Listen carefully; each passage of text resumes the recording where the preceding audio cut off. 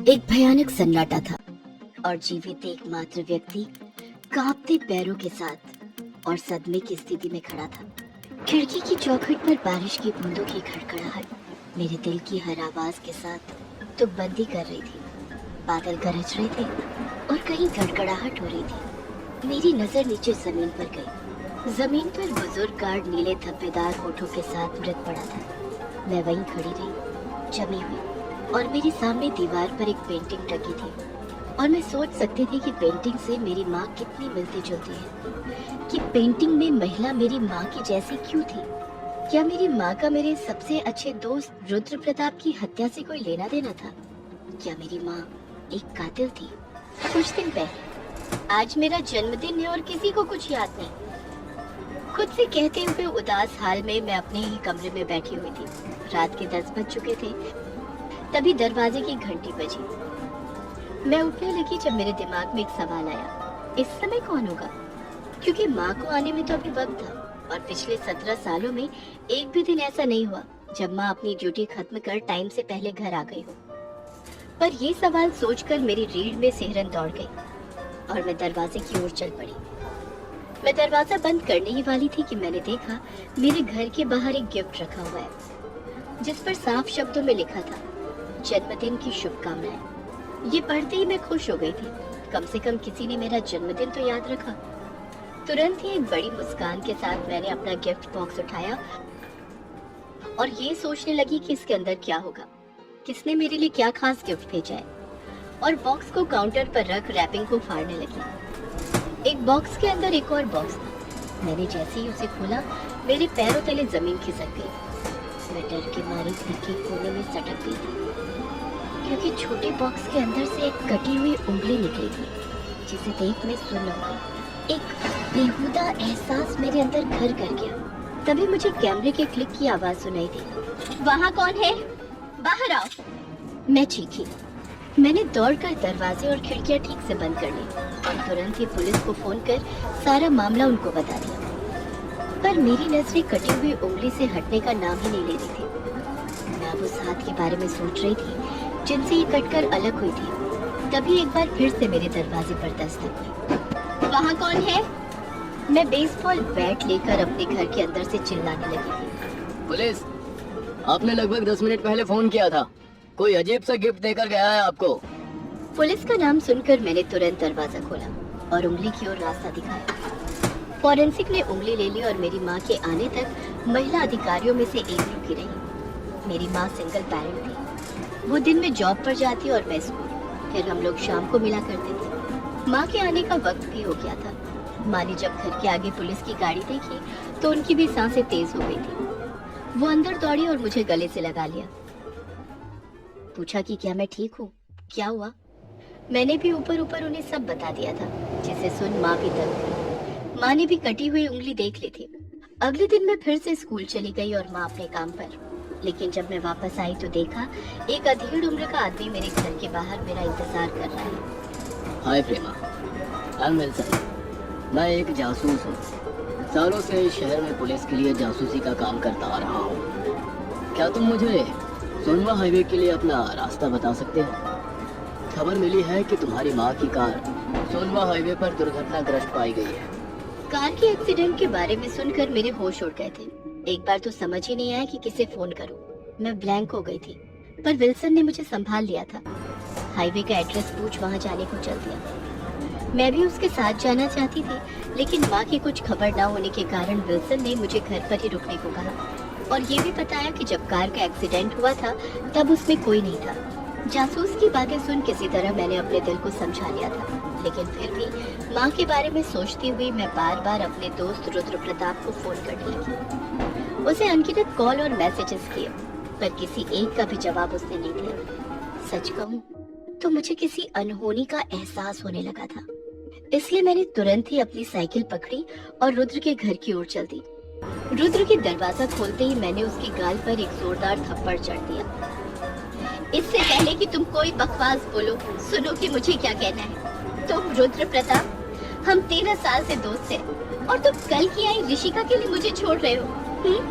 खैर, बस इतना याद रखना, अगर मुझे पता चला कि अपनी माँ से काला जादू सीख तुमने जो उसे अपने मजे की चीज बना दी है, मजाक मजाक में तुम अपने दोस्तों पर ट्राई करते रहते हो, अगर ऐसा कुछ मेरी माँ के साथ भी हुआ होगा तो मैं तुम्हें छोड़ने वाली नहीं हूँ, मेरी बात याद रखना।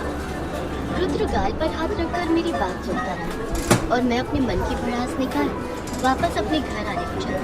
तभी मुझे लगा कि मेरा पीछा किया जा रहा है। मैंने पीछे मुड़कर देखा तो मेरे पड़ोस का एक बच्चा मेरी ओर तेजी से चल रहा था। आप काफी तेज चलती हैं। इससे तुम्हें क्या मतलब?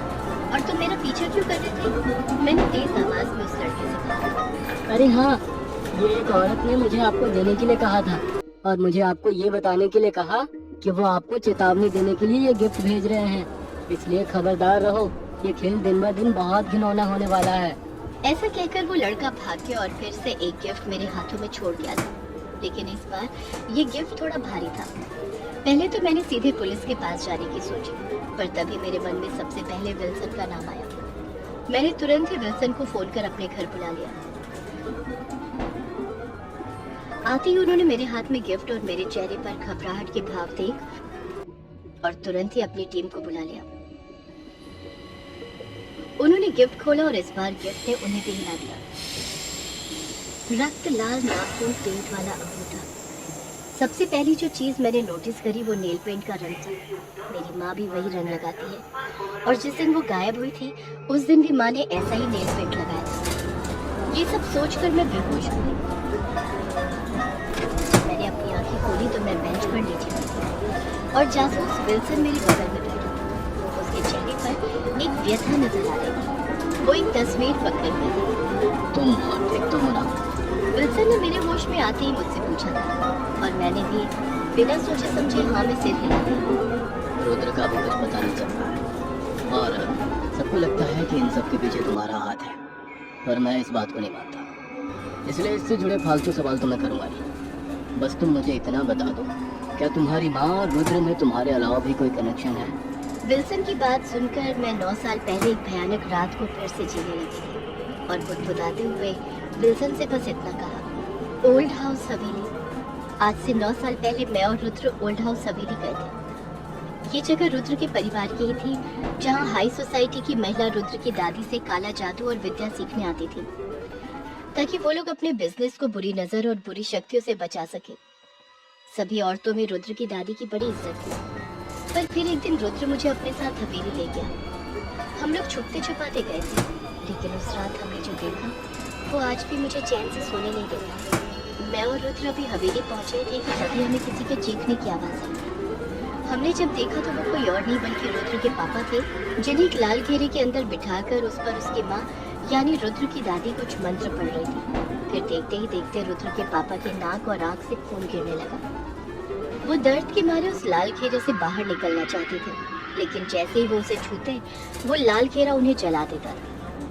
उस रात वहाँ हाई सोसाइटी की सारी औरतें मौजूद थी और कोई एक भी रुद्र के पापा को बचाने की कोशिश नहीं कर रहा था। फिर क्या था, मौजूद सारी औरतों ने एक साथ मंत्र पढ़ने शुरू किए, जिसे देखते ही देखते रुद्र के पापा का शरीर किसी गुब्बारे की तरफ धड़ पड़ा। उस वक्त तो मैंने किसी तरह रुद्र को संभाल लिया, लेकिन धीरे धीरे वो अपना दिमागी संतुलन खोने लगा था। फिर एक दिन पता चला कि रुद्र की दादी ने उसी हवेली में फांसी लगाकर आत्महत्या कर ली है। इसके बाद से ये हाई सोसाइटी की औरतों का भी कुछ पता नहीं चला और तब से लेकर आज तक कोई उस हवेली की तरफ आंख उठाकर भी नहीं देखता है।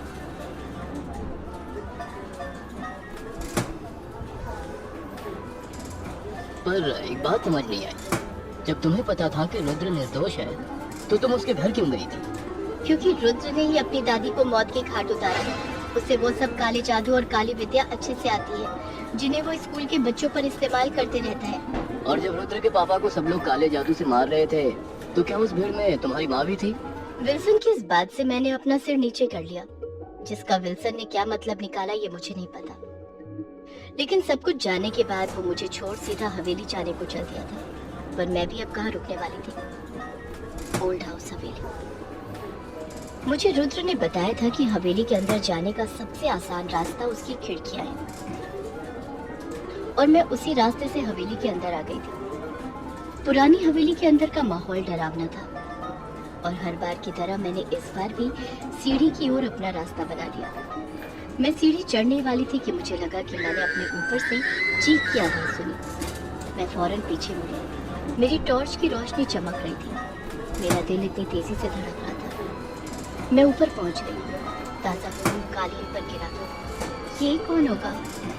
खून के निशान मुझे एक बंद कमरे में ले जा रहे थे। मेरे कमरे में जाते ही मुझे जीवन भर के लिए आघात पहुंचाया। बूढ़ा गार्ड मृत पड़ा हुआ था। उसके सिर को किसी ने कुल्हाड़ी से 2 टुकड़ों में फाड़ दिया था।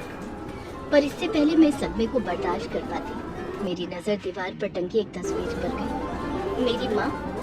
ऐसा लगा जैसे मेरे अंदर सब कुछ ढह गया। मेरी माँ का चित्र यहाँ कैसे था? जैसे ही मैं गिरी, मेरे हाथ को कुछ गीला महसूस हुआ। खून? हाँ, वो खून था। मैंने खून के निशान की दिशा में देखा और इस बार मेरा दिल मेरे मुंह को आ गया था। ऐसा लगा जैसे पूरी दुनिया बिखर गई। रुद्र, वो मर चुका है।